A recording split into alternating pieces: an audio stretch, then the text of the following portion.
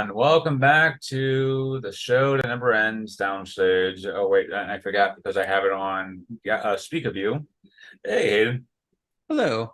Yes, I tend to have this thing on Gary View since we're kind of like recorded from Zoom and whatnot.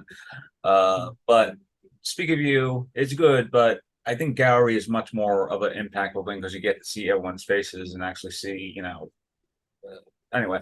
Uh, Surprisingly, it has not been a month and a half since we last spoke about stuff happening in Hollywood land. Probably, Nani? yeah. Uh, it's been a couple of good weeks for the most part. Uh, Hmm. I recently got into a Meisner class that has been helping me kind of. Meisner has been a mystery, which is good. So that's par on the course of the actual technique itself. Uh, I saw essentially what would be the last Indiana Jones movie of all time until, the people in Disney and Paramount say, you know what, in 20 years, let's just reboot it and just like redo the entire thing. And then, it's like they're probably just, Indiana Jones 6. We won't let him stay buried this time. no, it'd just be like a reboot of the tiny character. So it's like, well, we're just Mhm. gonna reboot the entire series as it is. But I enjoyed the movie actually. Kentucky Jones, Yes, Kentucky Joe. sponsored by KFC. Yes, instead of it being Indiana Jones, it'd be like Florida Jones or Texas Jones or whatever. Yeah, okay, Florida Jones would honestly be such a great parody. It's like Indiana Jones with the whip trying to fight off an alligator. Yes, and most of his villains are basically Florida man of any caliber. Yeah. It's like, oh hell, what's this week? A meth lab guy? Crap. Okay, fine. And then the Florida man takes off, unzips his costume, and it's like, it's an alligator the whole time. Yes, but yeah, I enjoyed Indiana Jones and the Dial of Destiny. Like I honestly loved the movie. For a final movie, like 10 years ago when they said, Crystal Skull was the final movie, I'm like, sure, Jan, come on. And it's like just be like that's like and then around the time they were also announcing like, oh, Star Wars be coming back after like a hiatus, and this was right before I think Disney was like about to buy Lucas Arts or Lucasfilm, I should say. Well, the Lucas sanitary, but still.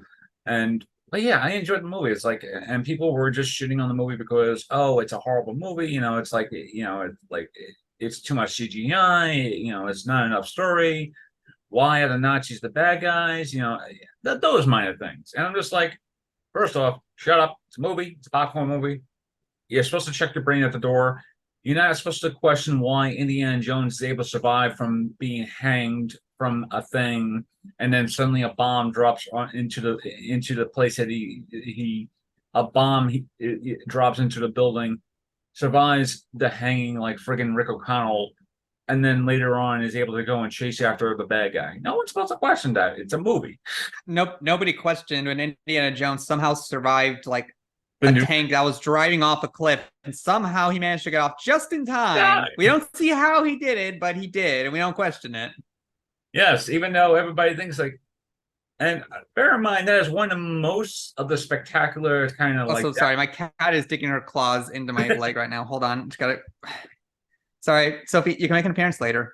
Yes, this is what happened. Also, side point before I forget, the fact that people are complaining about the Nazis being the bad guys of like, what is wrong with you guys? For Yes, real. yes, because Like y'all the type of people who really just shouldn't be seeing movies and do need some help if you think there's a problem when Nazis getting punched, yes, as and they should be. yes, and that was a legitimate argument that I saw like floating on, of course, on Twitter. So there you go. Ugh. And so yeah, Twitter is like as cesspool as it is right now. But Yep, yeah, thanks, Musk.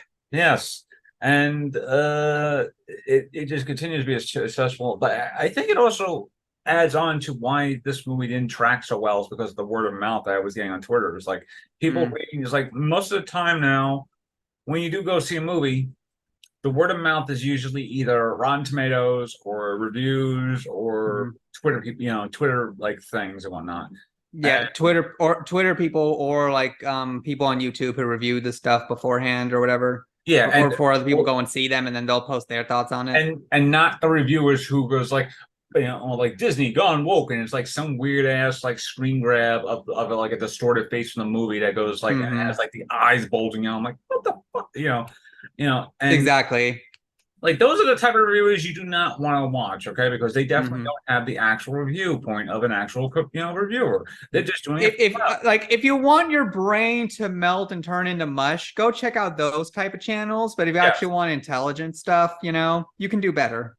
But back to my original point, like Indiana Jones was a fine film, I'm like, and granted, it wasn't like the best. It wasn't like the grand finale Disney was or Lucas wherever was hoping for. Because if this was like say 5 years ago, then it'd probably be like the grand finale because that had just come off of James Mangold would literally had just been coming off of Logan, so we would have essentially just two films back to back, whereas like these two icons kind of like having their great send off, and here it is like kind of like but I mean I don't blame Disney. I just blame just the scheduling of movies itself because again the past Yeah, the timing of this release just was not in its favor at all. yeah, even though it was coming out on 4th of July weekend, which is great for movies. But even then it's like The Flash had is the same thing where it came out in May, right before it came out like before the summer, like sort of like about to hit the peak, and then immediately just went like you think it would have a good traction and then immediately went eh. It's like and the same thing too, where it was a lot of the word of mouth where people not wanting well, technically speaking, it was two words of mouth. People who have seen the movie and the Snyder Bros who were actively trying to destroy the movie because it is not, the Snyder fest that is the Snyder version of stuff. I'm not saying that's a bad thing. I'm just saying, if you want to destroy a movie, you know, watch the movie and actually critique it rather than just being, oh, watch the movie. It's like, oh, this is just a bad movie. I'm just like, and Also, it's like it's like you got Ezra Miller, everything about them. There's also yeah, that factor, and then also the fact that I actually when I saw the trailers for this movie and the way it looked, I'm just thinking this is supposed to be a major motion picture studio that made this thing. yeah, It does not look like that at all. It really looks like a B movie made by yeah, like one of the lower level studios in the tier list. yeah. And oddly enough, I had the same exact thought when I watched the trailer for Dial of Destiny, where it was like, it doesn't really look like something that feels like an Indiana Jones movie. It feels very, Exactly. it felt very, not convoluted, like, The trailer just did not help as well for that movie yeah, too, because like it doesn't give you a good sense of what's actually about the going to happen. entail a story. Yeah, Because I know trailers are supposed to give you the bare minimum, but you still need to yeah. have a general idea of what you're getting into. So, and that'll be another good discussion, nowadays for another like roundtable discussion of wanting to do is like trailers that really don't like they are trailers that give you enough detail to go, oh, this is gonna be an interesting movie, and then there are just trailers that just give you, hey, these are just the trailer bits for the movie.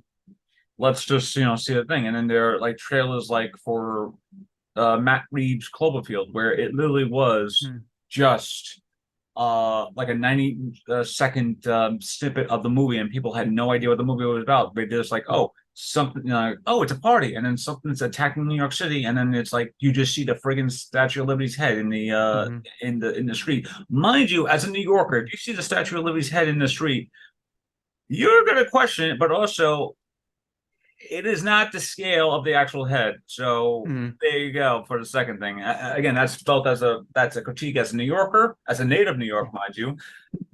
And of course, I would say that is to Hayden as well, but I don't think Hayden, were you born in New York or were you just like transplanted here? No, I was a transplant for like 5 years. Okay. So yes, as a native New Yorker, I know when there are some fuckery happening in New York, and then there's a transplant like Hayden, where it's like, I've been in New York for a while, so I know the stuff, and then immediately goes. So it's like it's like the meme where it's like it cuts to you and you're just like amateurs. yes, amateurs. No, it's like but yeah, Honestly, though, although I love that you brought up like Matt Reeves too, because like his trailer for the Batman, and then compared that to the trailer for Spider-Man No Way Home. Two yeah, completely different trailer styles. Whereas Matt Reeves Batman, it gives you just enough to understand what the general premise of the story is going to be about, but you're yeah. still left guessing what's going to happen. Like, and then I watched the trailer for Spider-Man No Way Home. I immediately predicted where that story was going, and then I watched the movie and I'm like, "Yep, Yep. called it." Called it. But yeah, I think it's like nowadays there are camps too is like give a mystery to the movie versus giving the movie a good presentable so people can go and watch. And I think in a way that's the reason why Donald Destiny did not do well in the box office is because yes, the movie's good, but the presentation for that movie was just not as good as it was. You know, it's Yeah, like they didn't market it as a Indiana Jones movie. They just marketed it as Harrison it just felt Ford. like another adventure movie, and not a specifically Indiana Jones adventure movie. Yeah, and of course, and people who don't like certain aspects of, say, the cast crew of that movie was like they kind of like use that as their tool to do those, Disney has gone woke and things and whatnot. So yeah, but speaking of the movies, And speaking of art forms, art forms, yes. In 2 weeks, the greatest heavyweight match of all time will occur on the box office. On Endless Corner, we have directed by an acclaimed British man known for a trilogy of A Dark Knight and other things, Oppenheimer. And in this corner, Mattel, directed by a seasoned veteran of independent movies, Greta Gerwig, Barbie. It's like that scene from friggin' it's like that scene from Rocky Four where it's just like that shot of the two gloves and it's like they just explode. And Yeah, that's basically what they've been calling Barbie. it's like it's an explosion where one side is a nuke and the other side is just glitter and colors and rainbows. Pink. Yes. Yeah. So but yeah, Barbieheimer is upon us. And there is a lot to discuss about that because there's been a lot of like tidbits for that movie. Like one of my favorite tidbits was how the cast and crew, well, not the cast, not the crew, the cast of Oppenheimer had like dinners and whatnot, and they were like, oh, Matt Damon, like, oh, there's Robert Downey Jr., all that stuff, and then here's Lily Killian Murphy, who's just basically going, oh, my job is done, I'm going home. That literally was like his thing, where he would not like focus on hanging out after dinner and whatnot and being with the cast. He would literally just do like they literally just said he just did his job and went home. The Which is epitome of living the 9 to 5. yes, which is why it's like Killian Murphy is such an underrated actress because like he literally understands a lot of a lot of the roles he does, and then you know, and speaking of like having fun times with the cast, apparently the Barbie crew cast had a group chat, and Nice. you could already just imagine like the type of group chat that would be. But the only person who wasn't invited, Michael Stierra, who plays Ken's pal Ed, I think Edward or something like that. I forgot. He's basically Ken's pal. Okay. And the reason why he couldn't be invited to that group chat, he has a flip phone. Wait, Yes, Michael he has a Sierra. flip phone. Yes, Michael Sierra. What? Yes, Michael Sierra has a flip phone. What? What? Hey, Killing Michael Sarah, I mean, like, okay, you're clearly doing well for yourself, dude. I mean, at least just get something a little well, better. well, it beats. It doesn't beat Killian Murphy, who basically doesn't have a phone at all, and basically people have like had this whole fun thing about okay, so because Barbie and Oppenheimer coming out the same thing, they've been having like people going from like Barbie going to see Oppenheimer, and also Dead Reckoning, which is also a week, which is coming out soon. So and people Yeah, like Dead Reckoning is like coming out right before yeah, both Barbie and Oppenheimer, right? and yes, the weekend before. And bear in mind, Tom Cruise has already seen all those three movies. So I wonder which one he thinks is the better one. Can't be the one he starred in, of course, of course not. right? Of course not. No, and that's another thing about Tom Cruise. He will find a way to sneak into a movie incognito, and I mean by incognito, which is basically the Marvel method of just putting a hat on and just crouching down and just singing back. Well, it helps that he's a short guy too. Yes. Hey, Tom, you're a great guy, but you don't have to keep on like sneaking into movies all day long, and you do have a life, right? No, this is my life. This is my life. No. But back to I love that impression you did of Tom Cruise. no, this is my life. Yeah, this is my life. Movies are my life. Oh my God! Now I'm just picturing a team up between Tom Cruise and Vin Diesel of who is actually more adamant of going to the movies. Well, I would also probably count Nicole Kidman, but then again, Nicole Kidman, and then you have the AMC stuff, and then the Regal stuff is like. But yeah, back to my original point, Michael Cera doesn't own a flip phone, and like the same way people have been like joking about the promotion for Barbie and Oppenheimer, being like, all these people going to the same movie and whatnot. It's like, and people like, so does that mean Cillian Murphy has to go and watch Barbie at the same time? And people are joking, it's like Cillian Murphy is basically someone who lives without a phone, apparently. So he's like, so people have been joking about basically Nolan has to basically fly a pigeon carrier to his house just to say, hey, do you want to go see a movie? Or I legit was thinking that joke in my head too. That's great. Or people have been using the scene from I think the Banshees of Istrian, where it's like you just see like Colin Farrell as Nolan, and then in his house is basically Brendan Gleeson as Colin Farrell. It's just like you just see him as like, I need to talk to you and all that stuff, and it's like you just see like but yeah, a lot of people just joke around that Cillian Murphy just like he is just so off the grid, it kind of works. But yeah, no wonder he was a perfect casting for gypsy guy in Peaky Blinders. yes. And speaking of Oppenheimer, the IMAX reel is apparently 11 miles long. Yes. Wow. Remember, this is a 3.5 hour movie, so that IMAX reel has to be hours. Yes, 3.5 hours. Okay, I'm waiting until that comes on, like like on demand or HBO Max or something. I'm sorry, I cannot do 3.5 hours. Yes, Chris, like I love the casting. The idea of the movie is interesting, even though I kind of think you're a little overrated, Christopher. I can't think of a good nickname for you. Your name is so basic. but yeah, Nolan recently unveiled last month that the Oppenheimer IMAX reel is 11 miles long and weighs 600 pounds, a half a ton. Good Lord. I know. It's like you just need half the staff just to like lift this thing up onto the projector. Never mind. I feel like as soon as you put this thing on the projector, the thing just breaks from the weight. Never mind the people who are going to see this in 4XD or wherever just to experience the nuke scene alone.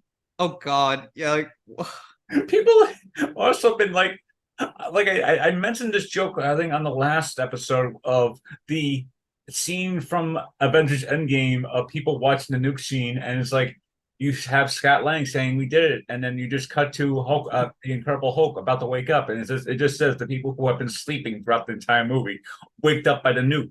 Imagine that scene now in the 4DX range of like experiencing the actual thing, and people are like, well, you gotta experience something. You gotta experience actual fallout there. well, some's gonna fall out today. Yes.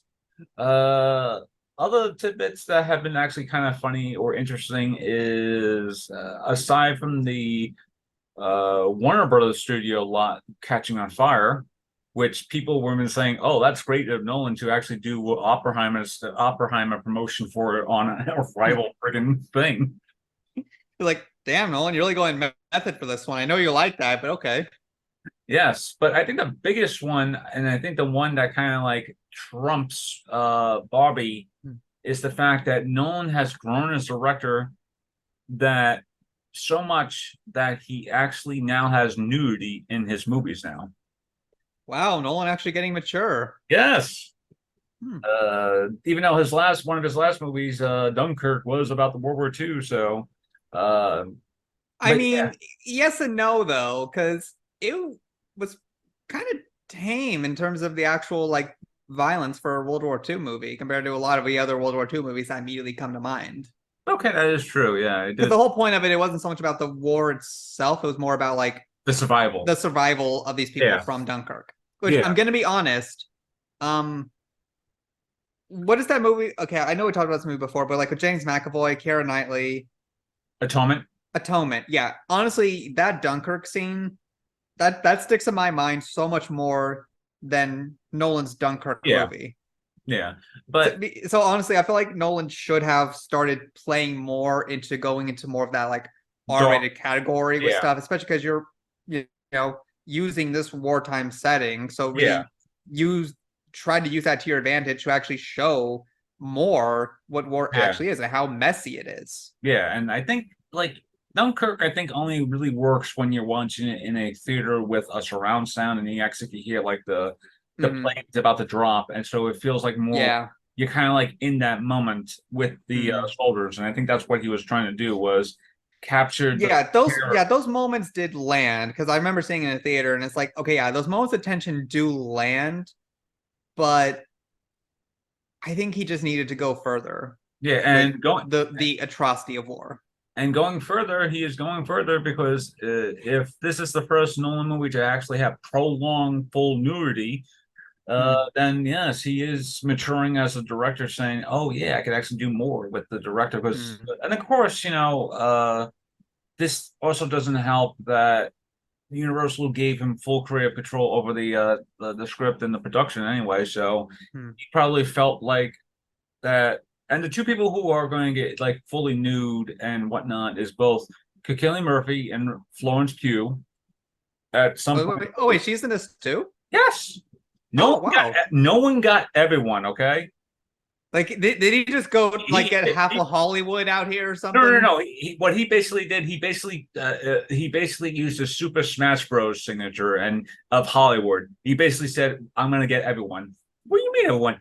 I mean everyone, and basically did the whole Super Smash Bros. Route, and basically said, "Okay, I want you, you," and people were like, and it got to a point where the cast was so star-studded, people were going like, Nolan can't, possibly outclass me. And then suddenly there's like another person from another person has entered the cast, and like at some point, and people are like at some point, I'm gonna join the cast of a friggin' Oppenheimer because that's class is so star-studded. So yeah, It's almost like a jury summons. I just been summoned to be in Oppenheimer. yes. But yeah, it's like one, you're working with Chris Nolan, but two, it's a friggin' star-studded film. But and three, I think it also shows you that Nolan is maturing as a director because I think he is probably going to be tacking on a lot more serious issues, specifically because of Oppenheimer and his and again, not to joke about the actual person behind the thing. He built a nuke, and the nuke actually destroyed well two nukes. I mean, his research built two nukes, and those two nukes pretty much like ended up essentially stopping the war in World War II. So it's definitely going to be part of the leading the process of Oppenheimer. I assume Oppenheimer's like what have I done type of like outlook where Yeah, it's well, I think that was the big thing too about Oppenheimer, if I yeah, remember hearing correctly, where it's like after he built the nukes, he then realized the what he actually created, yeah, and it's that like what have I done kind of thing. yeah, And from what I've seen in the trailers, I feel like we're definitely going to get that moment. I wouldn't be surprised if the movie actually ends with that kind of moment, yeah, or it ends with Cillian Murphy having that realization and we see it on his face of this like good lord what have I done, yeah, and then credits. yeah. It just ends with his famous quote, "I am become death, the destroyer of worlds," and this is like smash cut. That's what it was, yes. Yeah, yeah, because but yeah, as much as we'd like to make fun of Oppenheimer in terms of like the cast is so star-studded, it's like, and it's weird because it's like both Florence Pugh and Cillian Murphy are two strikingly beautiful people. Okay, I'll say that right now. Mm-hmm. Uh, but I think them saying prolonged full nudity, just basically saying, hey, we gotta get somewhere to say, we gotta get people to sit in that sit in that theater for at least 3.5 hours, because because that's basically gonna be like, probably like 1 hour of like a backstory, another hour of them building a bomb, Mhm. and then the next 90 minutes, it's like sort of like the bomb essentially. Like they're testing, they're Yeah, reworking, and then they're finally, hey, here's the yeah, bomb, and then boom. yeah. So that's another thing is like, Also, let's be honest. Why do I feel like this prolonged nude scene is gonna probably somewhere at the midpoint of the movie where people are about to start falling asleep, and then it's like, oh, nudity. I'm yeah, up. yes, Nolan, you magnificent bastard. People usually fall asleep in the middle of the movie anyway.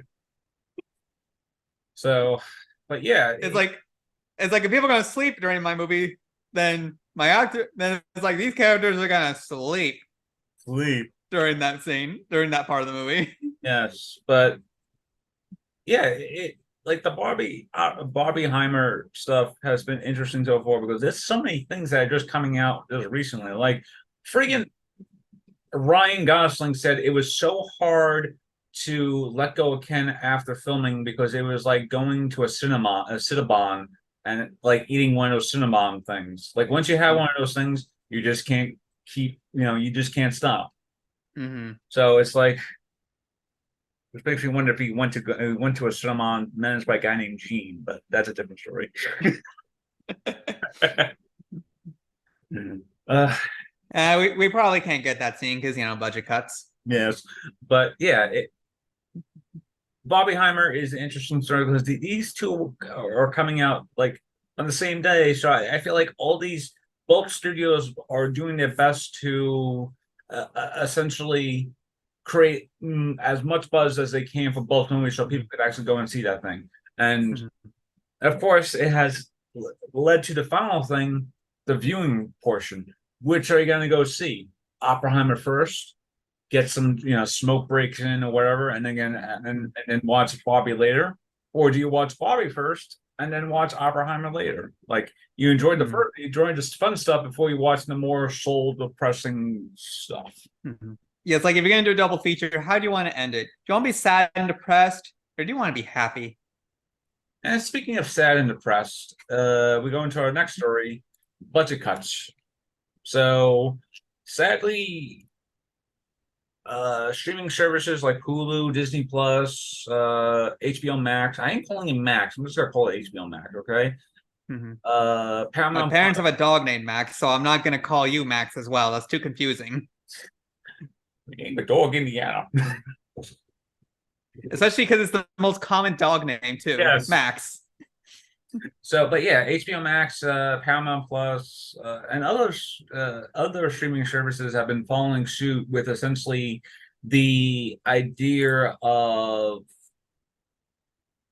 cutting a lot of content recently just to save money. And it's weird because a lot of these stuff that, like on Disney itself just recently, uh they just eliminated the Mighty Ducks Game Changer show, a couple of cartoons, mostly, and interesting enough, most of these shows are one season type of shows. Like they only ran for one season and then they canceled it anyway. So it's like, it's like, if this show only ran for one season, we might as well just delete it or take it off the thing, so we don't have to keep on paying revenue. Mm-hmm. But then it'd be like the world according to Jeff Goldblum, where it's just basically Jeff Goldblum going around the world being fascinated by whatever, and by like one is literally about him having ice cream, and he's just fascinated for one episode about the type of ice cream he has. One of them is about him going to find music. Another episode is just like shoes or whatnot. So it's like, and I imagine like that sort of thing is like, I imagine like seeing a show like that, like, yes, Jeff Goldblum has a base of people wanting to watch him do weird stuff, but cutting that off is like, maybe people just want to watch him do weird stuff and find comfort in that. But then there are other things that they just recently announced, as there was a movie I think it was called something Crater or something like that. It's basically about these kids on the moon, and I think they were lost on the moon, and they had to find their way back to, I think, the Hmm. like space shuttle that they were on. So, and it was an interesting premise, and I probably would have gone and watch it, but and it literally just premiered like maybe 2 months ago in like March, April, around that area. I say 2 months, like, like 2 months ago isn't May or anything else, but like I think 2 months ago is literally still, like April, March, something like that. Hmm. But yeah, it ended up being like just taken off. It's like literally a few weeks later. It was like I mean not a few weeks later, like a couple months later. It was like so it's like, and of course Disney is not the only one who has been doing it. Like Hulu's been Hmm. doing it. They recently took down Dollface, Little Demon, and then the adaptation of Why the Last Man. So and that was also a show I forgot Lily was on, like Why the Last Man, and was considering it was a big comic book adaptation because it was also done by Robert Kirkman, I think. So people are like, oh, Hmm. Walking Dead, the creator of Walking Dead has a new show based on one of his comics, and it ends up just being like kind of like subpar and stuff like that too. And a year later, they just take it off. So Hmm. and and again, HBO Max, mostly stuff that has been uh oddly has been most of the stuff has been essentially not tossed out completely, but they have been popping up on other like free TV sites like Freevee or Tubi or whatever. Yeah, I've been noticing that. Yeah. So, but one of the like they got rid of Raised by Wolves, which was basically one of Ridley Scott's essentially one of the shows that kind of like propelled HBO Max into saying, "Oh, we have like star-studded things," because it was done by Ridley Scott. It was a Hmm. show, conceived by him. It was created by him, produced by him, all that stuff. And then it's gone. Like Westworld was another thing where it was like they had Westworld for a while because they were doing it for HBO Max, and then suddenly, I mean HBO and HBO Max, and then suddenly the show, when it was done, the show quickly was like tossed under the same umbrella thing and kind of like just tossed out. Hmm. So and a couple of shows that were on like TBS, like The Last Joji and not Snowpiercer was on TNT, but other like cable TV shows are owned by uh Warner Brothers. Warner Bros. Like TNT and TBS, they're being tossed out as well. So it's like Hmm. it's interesting to see that. Hmm. Like again, out of all these shows, and I mean out of all these companies, like Max seems to have like the most shows and all that stuff, which leads me to Paramount. So Hmm. Paramount Plus kind of like did the like kind of weird thing because like they announced that, oh, Grease, Rise of the Pink Ladies was canceled after the first season, and then a week later it was essentially stripped off of the uh the streaming service. You know, Hmm. which it was odd because I was actually going to actually give that show a look see and actually see how it actually compared to the actual movie itself. And then Hmm. suddenly a day later they say Star Trek Prodigy, a cartoon based on the Star Trek property, is now being stripped off of the service. So yeah, we're Hmm. definitely seeing a And there was like a Star Trek show. I remember just seeing pop up yeah for that some was reason on Comedy Central of all places. This was uh like a while back, and it was like a very short period of time when it happened. hmm. But I'm like, are are y'all confused? Did y'all get the wrong network? But yeah, there's definitely a an odd placement of streaming services, kind of like taking off these shows or movies or whatnot. Hmm. And don't get me wrong, it isn't just TV shows. There are movies too. Movies have been taken off this like completely. Like again, like a while back, The Witches starring Anne Hathaway was literally taken off like almost a year ago for again a lot of these budgetary cuts. And I think the reason why Hmm. there are budgetary they've been saying is budgetary cuts is because uh the studios and the properties just don't want to pay residuals. Mm-hmm. And a lot of these shows, specifically if it's a big show, like I say, a Star Trek, or they have a big star, like a big star attached to it, or a big production company attached to it, they would still have to pay residuals to essentially Mm-hmm. give people these shows essentially, a still look-see. And I think that's another reason why a lot of these things have been essentially been silently axed off and not to be seen again unless you're a pirate. So Mm-hmm. Yar. yes, and you're kind of like pirating these shows, then you're kind of like you're unable to really watch these shows regardless. Mm-hmm. Because I think a lot of these shows have been off, cut off because of just residual rights, I think. Mm-hmm. Yeah, it's definitely monetary reasons for sure. Sorry, yeah, thought I had something on my phone here, but yeah, All good. yeah, it definitely feels like it's a residuals thing. One companies like Disney, HBO, Warner Bros., whatever you want to call it, Paramount, they just don't want to pay like these companies to say, oh, uh, we're going to be servicing your show for another 6 months. Now cost us like say 30,000 or 50,000 or 100,000, and then you're just saying it's like how much is it just to not like cut it off from entirely. Well, you'll probably well only that would only just cost like maybe 25,000 each or something like that. And you're like, just cut it off. So we're only just paying them like $25,000 just for the services of the show or whatever. So, and again, my heart does go out for these show creators and going like, Mm-hmm. hey, you might like I'd be like, oh, hey, my show made it to such streaming site, or I mean streaming service, and then like a month later, once the show is already done, or like 2 months later, whatever, they immediately just say, "Well, we don't want your show on this thing anymore," and they, cut it loose. So it kind of like just shows Especially because residuals for like a streaming show are just like way worse than something in syndication too.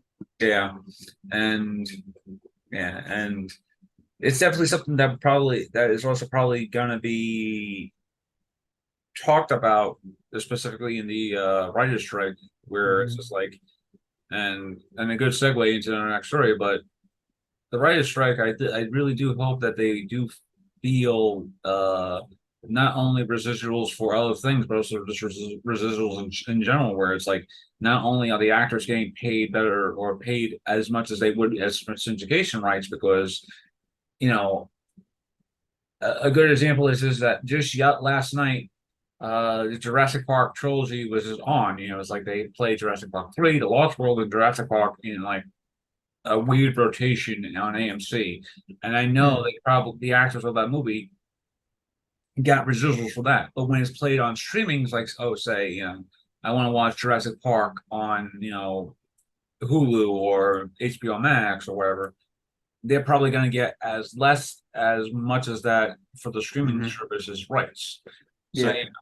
And speaking of the writer's strike and whatnot, probably goes into our biggest story and probably the most oddest of stories. Good old Ryan Murphy. Yeah, anyone who knows me knows that I was a person who liked American Horror Story for a number of seasons, and then afterwards it was like I never liked the show Glee. I never liked the show like the shows he done. I only liked American Horror Story. But after a while, after American Horror Story had literally gone stale, I decided just to cap out, and it's like I decided just to you know what this has just been like the meme has been going around with Michael Shannon. Wow, this was just good. I'm just gonna go home and just like it's like that was literally me. It's like, well, this was just good. I'm just gonna go home and not like think about whatever. And and yeah, so recently, a tweet came out that the WGA captain at the time, let's see, Warren Leak, I think that's how I'm pronouncing the name correctly. I may be wrong, but accused of one of Murphy's people of threatening to blackball guild supporting crew members. So, in response, the American Horror Story creator reportedly threatened to strike captain over a lawsuit because, again, it's like you're kind of like doing something that's like liable or slander or what is it? What was it? J. Jonah Jameson quote? Liable is written, slander is Defamation.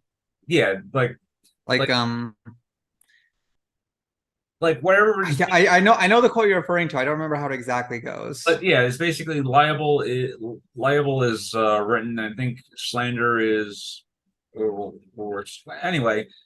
He definitely was thinking about probably suing him for at least what a lawsuit between that because it goes more into the thing. It says Ryan and in a quote or rather in a memo obtained by the Hollywood Reporter, the WGA revealed that Murphy's attorney wrote to the Guild. Ryan Murphy sent a letter threatening litigation against Warren Lee. Warren Lee will not be saying anything further than his last tweet related to Ryan Murphy. As a result, Lee is no longer strike captain. However, the memo did state that the unions will not quit on Ryan Murphy and will continue to picket his shows. Bear in mind, Ryan Murphy has 3 shows already in the pipeline that's being filmed with during the strike. American Horror Story Delicate. I believe it's American Horror Stories, possibly, and Hmm. American Crime Story, which is about as much as you think it would be, or maybe it's about Monster. I don't know. But he basically has essentially 3 shows already filming at the same time, Hmm. and a lot of people have been trying to picket those shows to like show solidarity for the actors and whatnot. And then there will be like actors who kind of like think they have the idea of solidarity and really don't have the like literally don't have that like solidarity thing. And here is the actual tweet itself. Crew members have told us that they've been told if they respect our lines, meaning The picket lines. yeah, the picket lines, they'll be blackballed in Murphyland. This tweet has just been deleted, but the shockwaves can be still felt. Murphy, disputed it, saying it was absolute nonsense and false, and Lee even apologized, saying it was in the heat of the moment. I made a mistake of not verifying the accuracy of such claims and posted a tweet with information. I immediately deleted the tweet and wholeheartedly apologized to Mr. Murphy. But I think it also goes to show you that, even if it isn't Ryan Murphy that does this, and I'm not saying he is doing it, but there is going to be a misinformation on the picket lines about people who are working shows currently who will suddenly saying, "Oh, I'm doing this show during this writer's strike, which I feel like I shouldn't be doing it, but I want to be in solidarity." But it's like what we were saying before we started. I still need to get paid, and I still need to get not only paid but also pay my bills. So some of the times when I'm looking at these shows, like some of these actors who are on the show, yes, they're still doing this, but also they also need to pay the bills and whatnot. So, but I think with this Ryan Murphy thing, it did come off as being uh like him kind of like wanting to flaunt his power, I guess, because Yeah, that's the impression I'm getting. yeah, it's And like it's like, Ryan, buddy, how much money do you currently make that you yes, don't have to worry about your bills and yeah. everyone else you're threatening does? Like this is just because Or I should say who you were threatening since you did remove the tweet, but still, yeah, you still did make it in the first place. yeah. It just screams like, oh, man, try, a person, a figurehead tries to put their power on someone and ends up essentially either backfiring because people have been on the guy who was writing the tweet before. Why I think people from I read Warren Lee, like there were people on Warren Lee's side because they have like people know that Ryan Murphy is not the best people to probably work with, but also not the best of creators to be on a show because people have been like American Horror Story for the past several seasons has been like in a very severe decline. Even if they are trying to do more serious work, But at the same time, people have pointed out stuff that happened on Glee and other shows of that nature, and it's like, well, Brian Murphy has always been a problematic figurehead, so this just tracks well for him. I mean, tracks like because of course. yeah. Of course, you know when you, and then again, whenever you, Look, someone in power being a problematic figurehead. Gee, yeah, where have we seen that that before, before? yeah. Um, but yeah, honestly, I do hope the Wire Strike does get settled sooner or later because if it does go into September, right? Because most of the shows should be coming back in September, and right now they haven't been able to film anything because of the writer's strike. And the shows that they have been able to film, or movies they have been able to film, was because these were things that were scripts before submitted before the writer's strike. So these are probably scripts that are like written before writer's strike, so that way they are essentially scripts that were essentially already okay by the WGA, so they could over like if this was a show that's like say, oh hey, my show is like say 7 episodes or whatnot. Those seven and at least five of those scripts were already submitted to the WGA.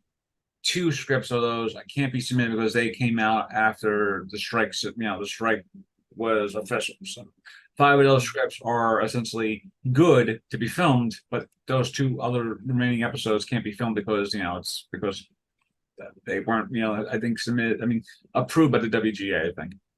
Like that's how I see most of the things being filmed is that there were scripts that were approved before the strike and after the strike, the scripts that were approved after the strike you cannot go ahead until the strike is done. And Yeah, corporations are really going to feel the sting of it during the um like the fall season when shows normally come back with new seasons and when new yeah, shows start running. That's when they're definitely really going to feel that sting more of what not having writers, does. yeah, and it also just goes to show you is like, and oh yeah, it also just show you that Murphy, who has like 3 shows already in the pipeline, uh, at least 2 of those shows will be premiering in that fall season. Like American Horror Story, I wouldn't be surprised if it premieres in October, like it usually does. Hmm. And American Horror Stories probably will premiere maybe by the end of the summer because that's basically what they did last year was towards August to like this like and most of September they had the American Horror Stories and then time October rolls around there was American Horror Story and I am not even I sure. mean, given that it doesn't seem like, and maybe I'm wrong, but it doesn't seem like there's been a lot of promotional work for those shows at the Yeah, moment, though. So I mean, yeah, usually you want to have that stuff getting promoted a good deal ahead of time before you start releasing them yeah, to get people interested. And the fact that nothing has come out promotion wise for those shows makes me wonder that like those shows are probably getting pushed back a yeah. lot more too now as well. You know, Which is also probably actually what also spurred on that tweet. yeah. Like you could just tell, it's like maybe he was also pissed off that some of these shows of his that he's been working on, specifically during the writer's strike, were being pushed back. And and then he reads a tweet about how one of his people said that he was going to be blackballing guild supporting members, I mean crew members, and that's what sparked into the whole thing. But yeah, it definitely feels like, and of course, like other shows that are probably going to be doing that will be other like some other Disney shows have been doing the same thing too, where it's like they can't really do anything in terms of uh filming wise because like I believe they had just filmed at least of like 25% of Daredevil begin again maybe Born again. thank you the moment I said begin again I was thinking of Fallout. But yeah, Born Again, they filmed like maybe 25%, and now I think most of it has just been waiting like the wait game. So not Christopher, Charlie Cox and Vincent D'Onofrio, and probably John Berthol and whoever have to go back instead to do the remaining of the season because of the writer's strike. Hmm. Like And I think because not, and which is weird because it's like 3 years ago, entertainment was really hammered down. I mean, was really struck because of COVID. And now Mhm. 3 years later, something else has struck them down. It's not COVID, it's just internal bullshit that Mhm. has just been like, It's valid frustrations to not getting paid what you should be getting paid when yeah, the people up top have so much that they can comfortably live 10 lifetimes pretty much. yeah. And I think on that note, I think it's a good way to end the episode because, it hasn't been much news outside of the writer's strike, but those three stories, or rather, two stories plus Barbieheimer stuff that has, and of course, by the time we probably release the next episode, one of us has either gone to see Barbie or Oppenheimer, or has probably gone to see both, and we'll have our review, or it'll be like 3 months later and goes, oh well, how was our summer? Well, here's all the movies we saw. Yes. But yeah, I hope you all have a pleasant day listening to us or watching us as much as we try to do our best in doing a podcast. I've been doing not only, as I said, acting classes, but I'm also in a production of Midsummer Night's Dream, so that's been fun too. And yeah, a lot of it has been fun. But also it's the summer, we're kind of like not like full on like, hey, we gotta get an episode out each week type of thing. Only when the news cycle in the entertainment world is just crazy as it is, and right now, Mhm. because it's the summer and because of what's happening with the guild, uh, definitely at the same time, solidarity in the Writers Guild, but also at least from my own personal thing, just guys, just figure out some compromise and actually pay the Mhm. writers better or whatever, or just pay, don't do the whole IA AI thing. Mhm. What the hell's IA? I created a new thing called IA. I'm like, what's IA? Intelligent artist? No, there's never such thing called an intelligent artist. I hope. All right, but yeah, that's And yeah, coming from, because we both love to write as well. yeah. So I completely agree with what you said. Like A- just As my shirt studios. doesn't, as my shirt doesn't actually already say, Yeah. I'm better than movie. Yeah. Exactly. So yeah, exactly. Studios, for the love of God, just pay your writers better. Okay. If you want good quality stuff, just pay your writers for God's sake. Y'all can afford it. You really can. Pay your Okay? Just do it. Pay them. Stop with this AI nonsense. Because that's how you get crap. yes, pay your writers, pay your directors better, specifically for directors who are probably trying to figure out how to like wrangle all this stuff. Pay your And actors, especially the ones actors who are too. like not going to be, of course, the big name ones. Because the big name ones are going to get paid pretty well. Yes, It's everyone below them that generally aren't going to get paid as well. yes. If I'm starring in a movie with Christopher, like not Christopher, well, actually, yeah, Christopher Walken or Christian Bale or something like that, and they're being paid like say $2 million for like a role that's only for their like maybe 5-10 minutes. I'm only being paid $10,000 or whatever. I kind of want to have at least something that's like as much as that is, but not as much. But it's like maybe like There's 50. something better than what normally that payment would be. Yes, especially if you're like a strong role, and if they are just like say like a 5 minute cameo role for like a like yeah, like literally a 5 minute camera roll, then you probably could be paying like these actors are probably gonna be paid like maybe 100,000 or 200,000 or something like that. Mm-hmm. And Also, also, not to mention that, especially for SAG actors, if you're like a background SAG actor, they they will especially go out of their way to not like go over certain time limits yeah, for those SAG people, so they don't have to pay them that like. There was a term for it. I'm blanking on it now, but it's like they get essentially paid double if they go over the certain time limit, kind of thing, if I remember correctly. and most important of all, pay your visual effects people better, so Oh they my don't God, yes, please. so they don't have to So we like don't have to deal with that, what the way the Flash looked. or doing a AI version of the Secret Invasion credits. I like the concept. Like, believe me, I like the concept of AI doing the credits, but even the AI looks even like, hey, I could do better, but you're paying me not as much. Like even the AI is complaining about the quality. And I think on that note, that's a good way to end the episode.